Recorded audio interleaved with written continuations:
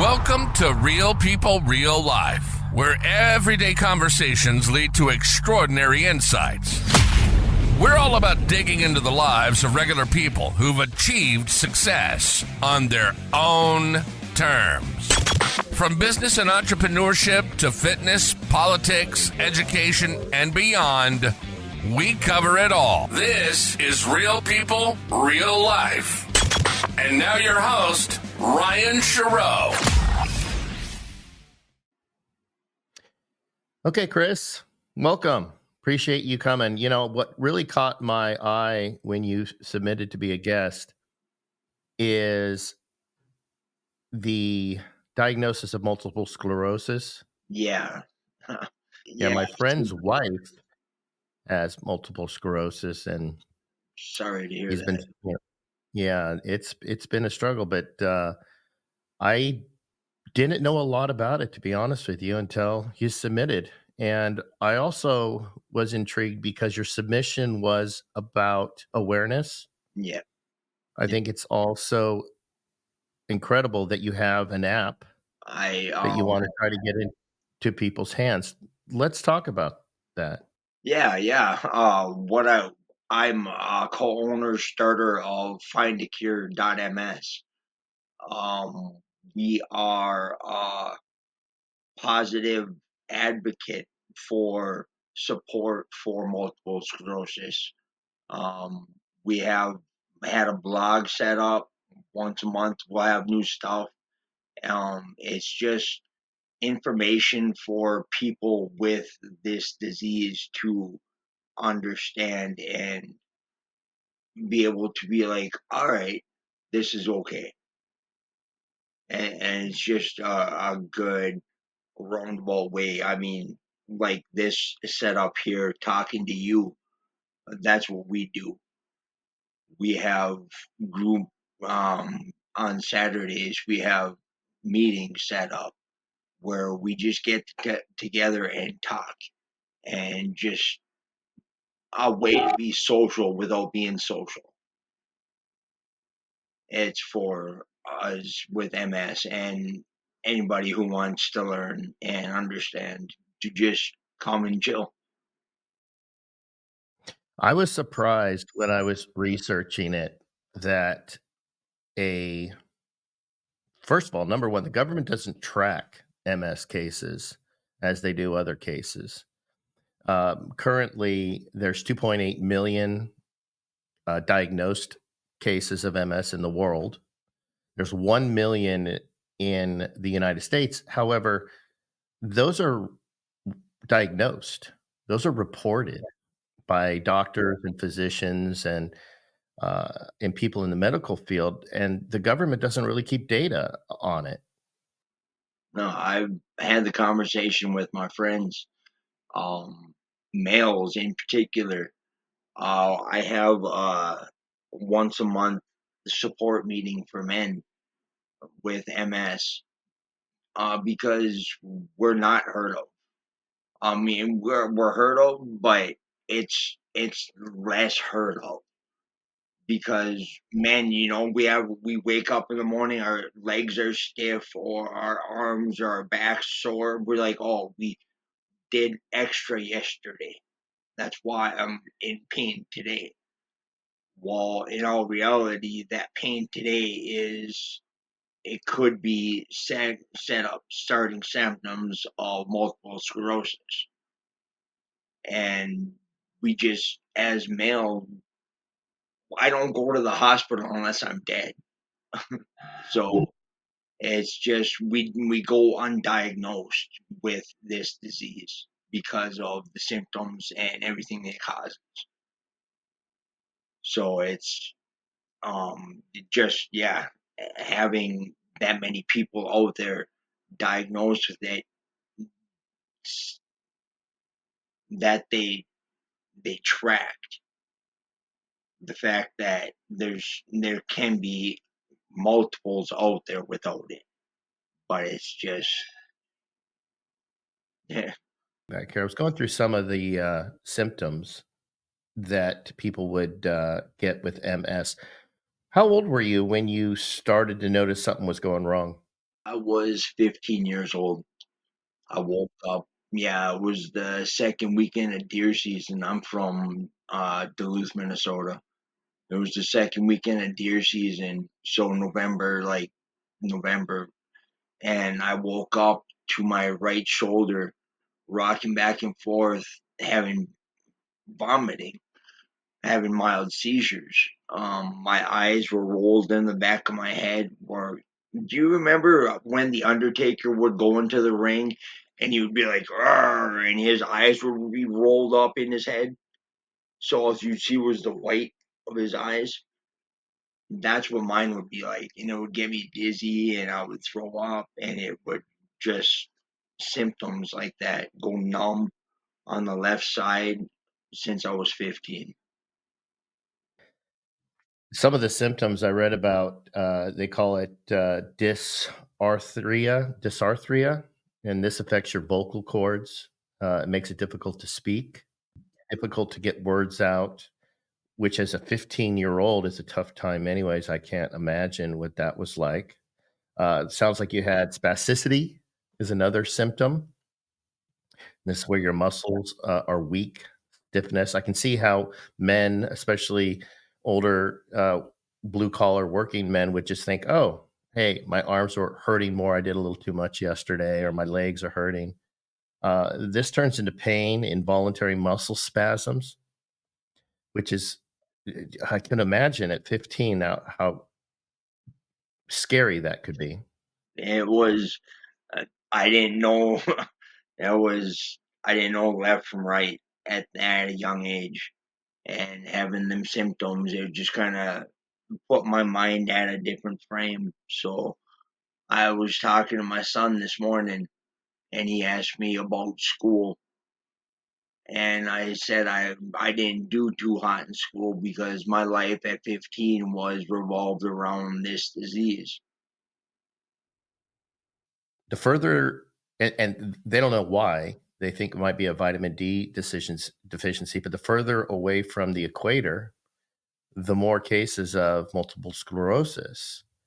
And that was like really mind blowing to me. They attribute it to possible deprivation of vitamin D at a young age. However, vitamin D really doesn't work as a therapeutic once you have it. And they say lack of sunlight. In the northern hemisphere, you don't see as much sun, so that's where there's more diagnosis of multiple sclerosis. I don't think lack of sunlight is a cause of multiple sclerosis. I mean, the vitamin D, don't get me wrong, is great to be outside in the atmosphere, in life, and feel the sun beating on your skin is a great feeling.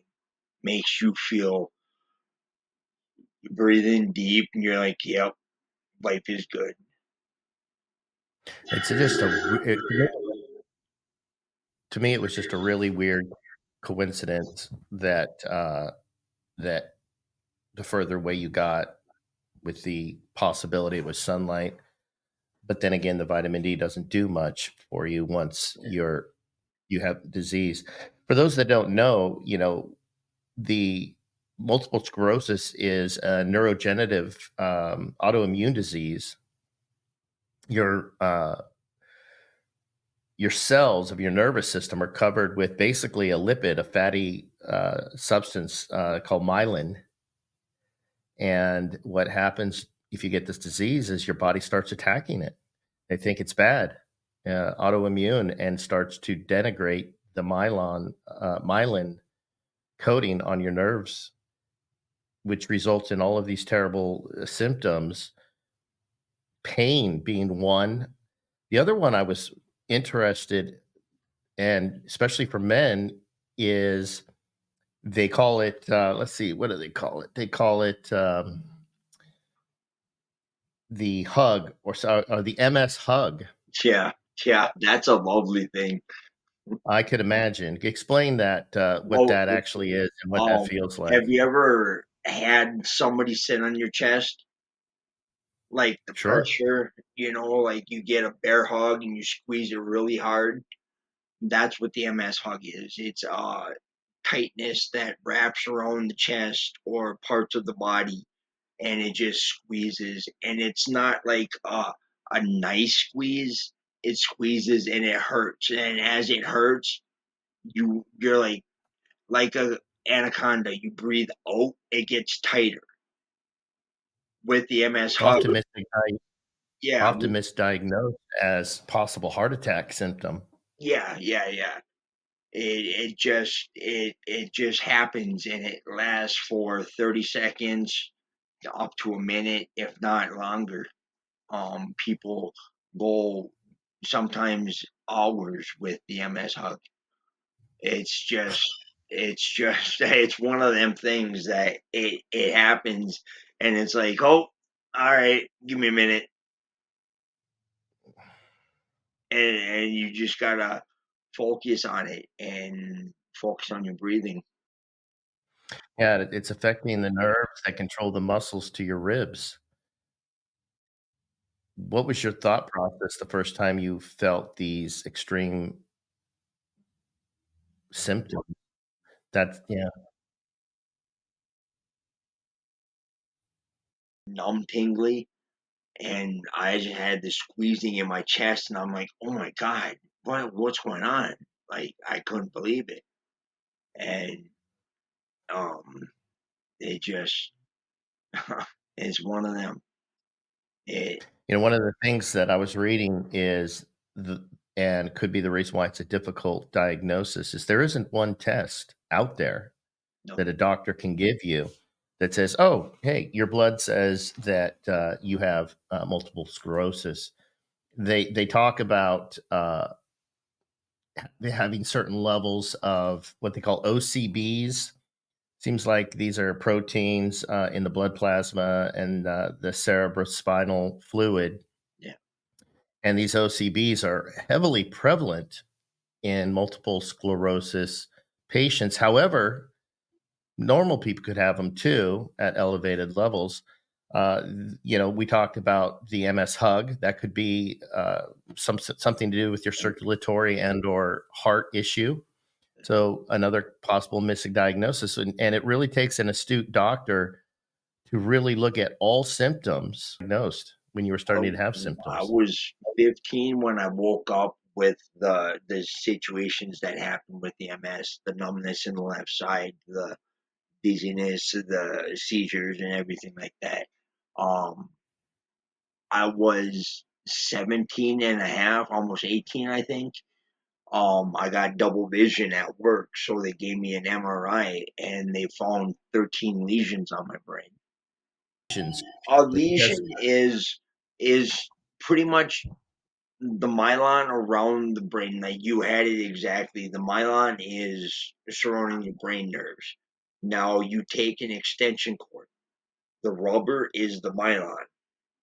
The MS destroys that rubber, so you have just exposed wires.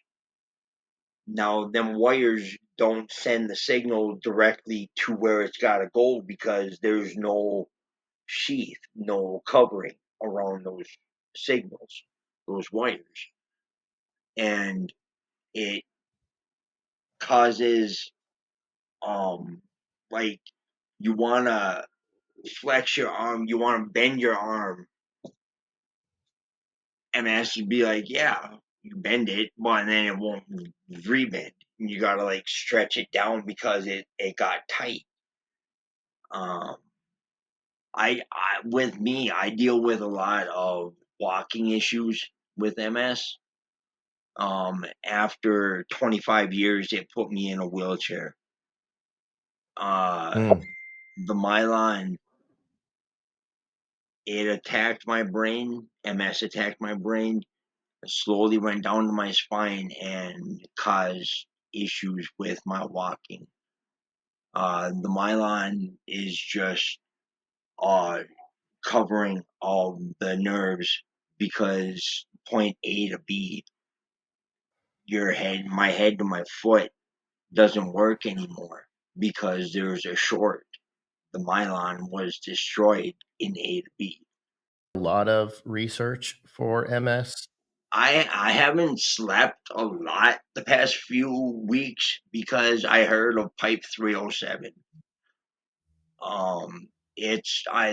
They've had research about multiple sclerosis many a times, but they actually have Pipe 307, which is regenerative process, um, where they can regenerate the damaged myelin in the brain, in the nervous system, with medication.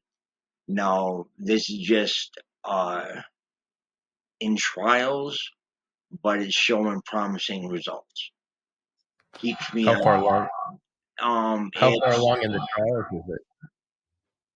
trial. It's in the second phase.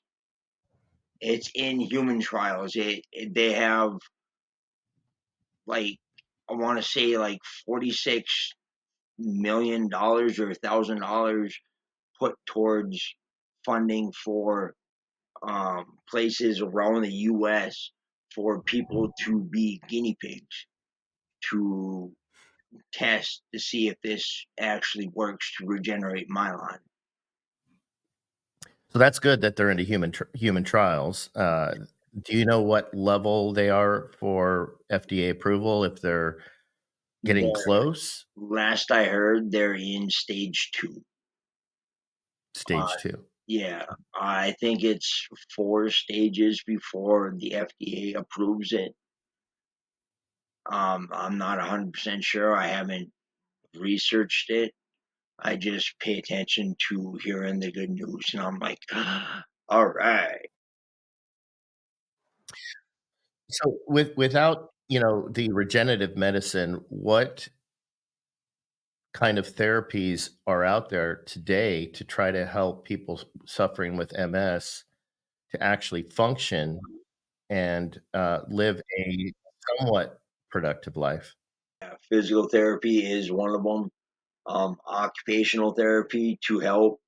The coordination isn't there half the time. Um, Going to the gym, working out, is, like, to me, number one thing that has to happen in life with MS. It doesn't matter if you lift 3,000 pounds or 3 pounds. The fact that you did it and you lifted the weights and you made the attempt and you tried to make yourself better, because that's all we can do with MS, with the research and the help that's out there, is self being an advocate for yourself, speaking your words and doing what needed to be done. Because And that brings me to your app, right? You have some sort of an app that have you created this app, or is this something that's still in progress? um, we created it. It's um sorry, we are a year in to finding a cure, or find a cure. Having the I don't even know how to speak. Having find a cure aspect of, I don't even dumbfounded. I'm drawing a blank for a minute. It's to help promote and inspire and bring people together for the most part. It's just a way, because back in 2000, when COVID started, we started a chat group on Facebook Messenger. We've gone through people. Um, it's a tight knit group, but it's a family nonetheless. Any way for us, like I said before, to be social without being social. Hmm. This Find a Cure, we started it through with, there's like 7 to 10 of us, never met before in the United States, but we came together and created a family and created the Find a Cure process to help promote and just be there for strength and a shoulder to lean on. Findacure.ms. I encourage everyone that is struggling with this. And if you're not, you want to learn more, definitely go there to findacure.ms and help Chris out. Yeah, we have emails.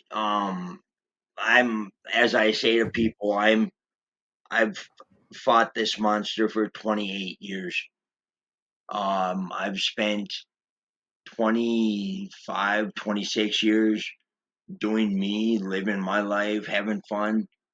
Now I'm spending the rest of my time to help other people because my life's good. My life's going to be great. It's just in the time right now, I'm here to help others. And that's what What, Find what, gives what gives you the strength to have such a positive outlook on life, and how can other people find that strength? right there. I got to get my camera right. My son's name on that arm and that arm. Um, they give me the strength to move on. This disease has taken a lot from me, but looking at the faces and the, as because I'm a taller person, I may be in a wheelchair, but the kids still have to look up to me. So when that aspect, when they look up to you, it's like, all right, you're looking up to me.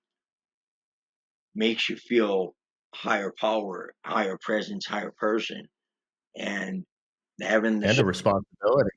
yeah, having the strength that others are looking up to you for your encouragement and your power, and that's just what I'm all about. Is and that's what Find a Cure is all about. Trying to bring awareness. I mean, awareness is there. People know what MS is. Well, not everybody, but majority know what MS is or have heard of it. This is just a way to bring it further.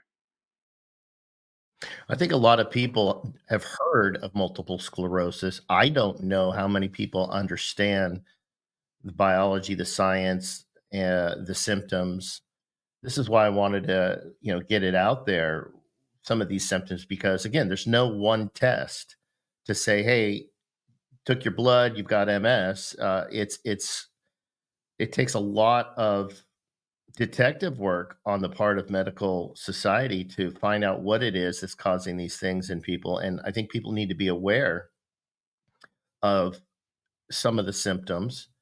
It is relatively a rare disease, luckily, but a million people is not rare, but it is something that, and perhaps that's why the government doesn't track it, And because it's not affecting a large portion of the population. that's But those that where, are affected, yeah, I've said that. They say MS isn't a terminal disease. Describe terminal to me, please. yeah, perhaps terminal in the sense you stop breathing, but terminal in the sense that it does restrict, and in some cases, people that can't get over it, Yeah, their enjoyment of life. yeah. It's not terminal to where it's like it's gonna end you, but complications from it will can cause may cause problems. Um, if it was classified as uh, just instead of just another disease and make it terminal, more attention I think would be brought to it. I think I don't know. I'm just one person. I would think that that would be the case. Chris, what's a typical day for you?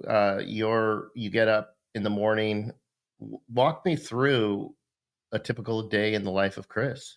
Okay, a typical day in my life, I get up in the morning, I brush my teeth, I put on a shirt if I need to dress up. Otherwise, I save whatever and I just sit without a shirt because I just chill. I chill most of the time. You can see my backdrop. I got a dragon tapestry because that's what my life is about, is sitting in my bed relaxing for the most part. Um, I'm being on in a wheelchair. It's hard to get the wheelchair through my door, so that's the manual chair. I recently received through I can't remember their name. I'm sorry. I was gonna call shoot and give them a shout out. Um, Corner Home Medical. They got me a power chair. Mm. To be in a power chair and to just uh be present in life. To like, I mean, you live your day. You think throughout the day you got things going on. Well, with the MS, it's allowed me to stop and smell the flowers and actually pay attention to life and slow down the process that you deal with life. So it's a daily situation. It's just I'm happy. I'm Mm. just, I chill. I am a cannabis user, so I, as you can tell, I'm a little scatterbrained sometimes. But I don't know. Does the cannabis use help to mitigate the symptoms, Chris? oh my god, the side effects that come from the symptoms, they're neurological pain. They're neurological symptoms, so there's no real fix for it. The cannabis helps you tolerate the problems going on and allows you to manage, be like, oh, this hurts, but I'm okay. I'm high. Oh, but it hurts, but I'm high. Mm. So you weigh the good and the bad. It Is there just, any medical research with cannabis it directly related to MS symptom mitigation? yeah, there's been lots of talk on YouTube research. Uh, Cannabis just helps with, it allows you to stop and enjoy the simpler things in life. Just to be able to, like I said, like they say, stop and smell the flowers. It's not just stopping and smelling the flowers. It's seeing the flower. It's seeing the roots. It's seeing the ground. It's seeing the leaves, the angle, the way they grow, how they grow. It brings up so much more in life than just life. So I feel it helps with the MS, with the pain and the body aches that you get. The weed helps the mind just, okay, I can handle this. It sucks, but I can handle this. And that's, Relieve some of the anxiety. what's that? It relieves the anxiety and some of the pain, it sounds like. Yeah, yeah. It just How about it other there's so much that it does. It helps. Like I said, I've fought this for 28 years.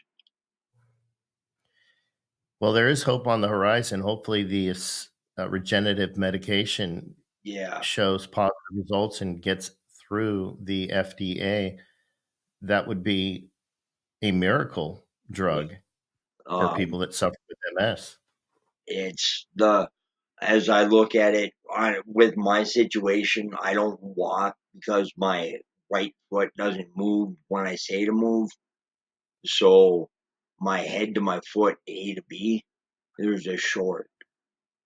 With them being able to regenerate that myelin, now it might not be as strong or as significant as the original myelin, but it's gonna be there. So it's gonna connect A to B again. What's interesting about the current drugs that are offered to multiple sclerosis patients, since it is described as an autoimmune disorder, is they have to suppress the immune system uh, to try to limit your own body from Yeah, destroying itself. yeah. The unfortunate thing is the side effects.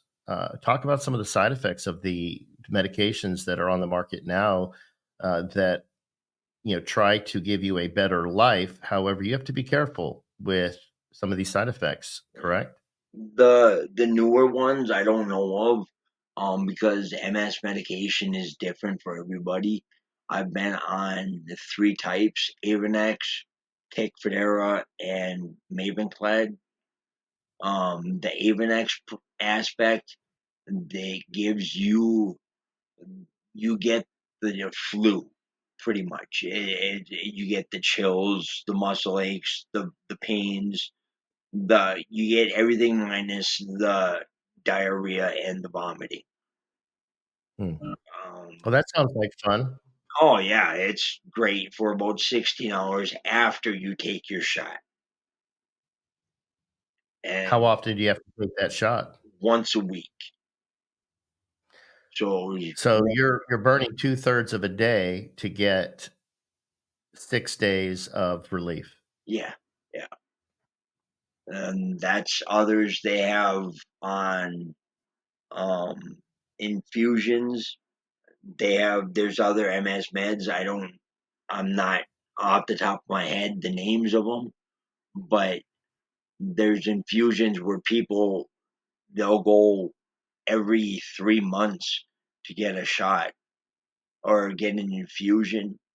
They can feel 2.5 months in their body wearing down. Um, the side effects that I've dealt with like the Tecfidera that I was on, the Avonex gave me the flu-like symptoms for 16 hours after I took it. Tecfidera gave me. I was a 36-year-old man having hot flashes. Hmm. Like my face would turn red, my arms would red, and I'm just like I needed coldness, and it just No shirt that day. yeah. It happened. You took a pill twice a day, so there was twice a day I was going through hot flashes.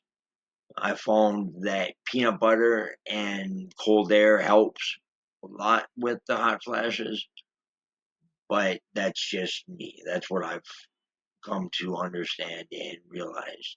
Like I said, everybody's Is there any different. data behind the peanut butter? eh, All day. Um, you take the Tecfidera 12 hours in between each other. So 7 in the morning, 7 at night. Um, I'll take a spoon of peanut butter, a scoop of peanut butter, and eat it, and just use that. Hope that's for um the hot flashes that happen. The fatty substance in peanut butter helps with the hot flashes. That's what I've Is there heard. any is there any data on the peanut butter or what's in peanut butter that would actually help with hot Just flashes and the effect of the that fatty medication? substance, the fattiness in peanut butter. That's what I've heard. I like I said, I'm not 100% sure. I haven't done research on this. I've just listened to and done my own self diligence on what works and what doesn't work. And I've heard that the fatty substance in peanut butter helps coat the hot flash situation that Hmm. goes on. How about natural? Is there any talk out there about diet or natural supplements, anything that actually works besides these hardcore medications that actually work for you, Chris? Just eating healthy. Um, there's no. I mean, I know people that are on no medication, no MS meds, and they're doing decent. I know people who are on MS meds and they're in wheelchairs. Um, with every concept of MS meds, there's no real rhyme nor reason behind which one will work for you. So it's just you have to test and tribulation, try it. It seems it affects people very individually, Yeah, specifically. it's they say Interesting. a snowflake disease. Snowflake disease. I haven't heard that. Yeah, Define that. I don't like the term snowflake because I ain't no goddamn snowflake. Or my language, but I like to look at MS as barbed wire. It comes in, it affects in all different shapes and forms, and hurts nonetheless. It causes neurological issues and pain that happen. One of the most difficult things. How bad did the opioid crisis get infected into the pain management of MS, and have they corrected that? Yeah, as far as I know, they've cut down on sub- prescribing opioids and people using them. That's where I found cannabis to compensate for the opioid crisis because take this pill, it will help you. This is a manufactured medication that I created in my basement, or smoke this plant that grew out of the earth. Which one do you choose? And with the opioid crisis, I feel it's dropped, but not to the fullest that it should. Are they commonly prescribed for people with MS Yeah, for pain management? it is. It's people, they go to pain management and they say they're not allowed to use pain management because they smoke cannabis. Um, Pain management it works for some. I mean, there's medication out there. I think of the solid ones in my head are like Tylenol and ibuprofen. If you have a back pain, take a Tylenol, no more real back pain. It deludes your issue. Um, I myself don't like to delude my situation. Or you're already taking other medications. You're putting your liver at overdrive. Try to limit as much as you can to manage the pain and the symptoms. What would your advice be to somebody newly diagnosed with MS and who's scared and think their life is over? And so that's most that I can stress at the top of the building. You're not alone. There's people out there.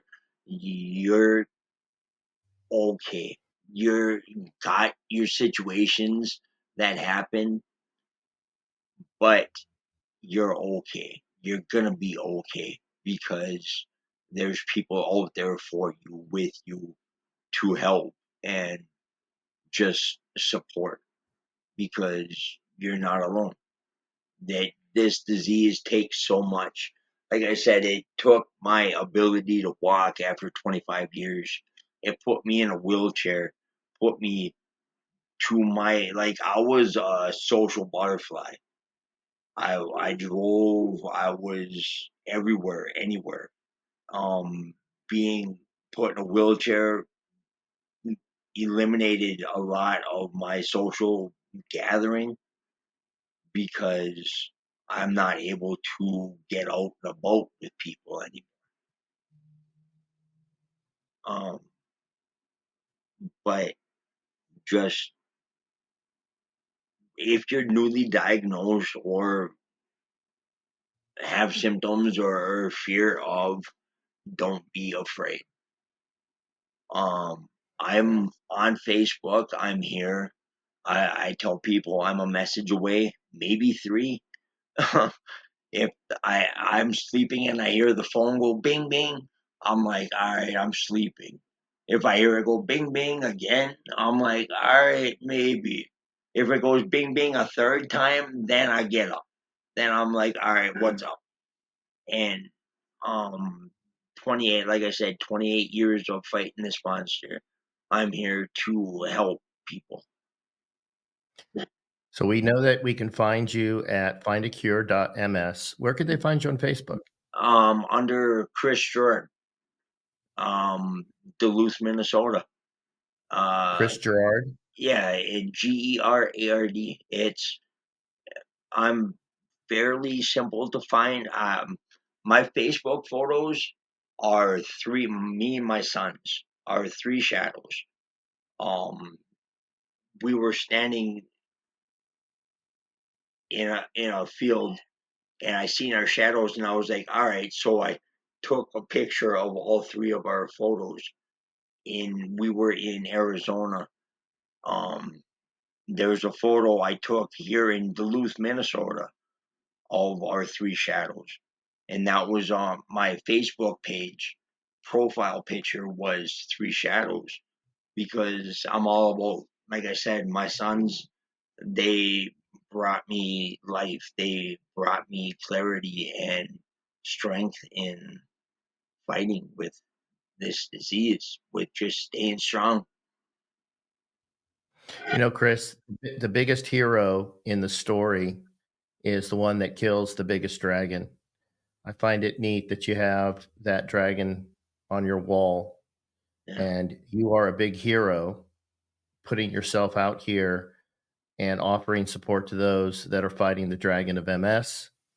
I highly encourage people that want a hero in their life, somebody to talk to, especially if you're newly diagnosed, to go find Chris. He's in Facebook at Chris Gerard on Facebook. Look for the shadows of him and his son. Of course, nice. always go to findacure.ms. His website is fantastic, and you can follow him there. Reach out to him. He says he'll message you. It might take him 2 or 3 times to get past the pain to get to his phone, but he will do it. Talking to people, Chris, especially when you guys have something in common and are struggling, helps to get through that adventure and beat that dragon Yeah, and create more heroes in the story. And I hope that these pharmaceutical companies are doing good work in finding a cure. Most of them don't want to find a cure. They want to find therapeutics because that's where the money is. yeah, But perhaps in this particular situation, if they can cure the root cause of this terrible disease, they will impact millions of people and perhaps give people like yourselves a better life. yeah. Nah, like I've said, I stated, I'm very advocate wise about Pipe 307. It's newly diagnosed. It's new information. I seen it on YouTube. Brandon Bieber, I think is his name. If I said it correctly, I apologize. But he's an MS specialist, and he's got information out there that's promising because, like I said, on my half, my head to my foot doesn't work. So my A to B, there's a short. They're able to fix that short with the new Pipe 307. So then I'll be able to walk again. Well, listen, Chris, I wish the best for you. I'll look into this Pipe 307. I think that's encouraging. I like to see new medical research and educate myself. This was an educational process for me. Again, of course, I heard of multiple sclerosis, but I had really no idea of how it functioned in the body and how it destroys your own body, destroying its own nervous system, the pain involved. Thank you for sharing. I really appreciate it. And once again, reach out to Chris, guys. Chris Gerard on Facebook and Findacure.ms and find some encouragement. Reach out to a real hero of MS. Thank you, Chris. You've been listening to Real People, Real Life. Our passion is to have real conversations with real people who've made it. Real people who've made it, who did it on their own terms. We'll be back soon, but in the meantime, catch us on Twitter or X at RPRL Podcast and on YouTube at Real People, Real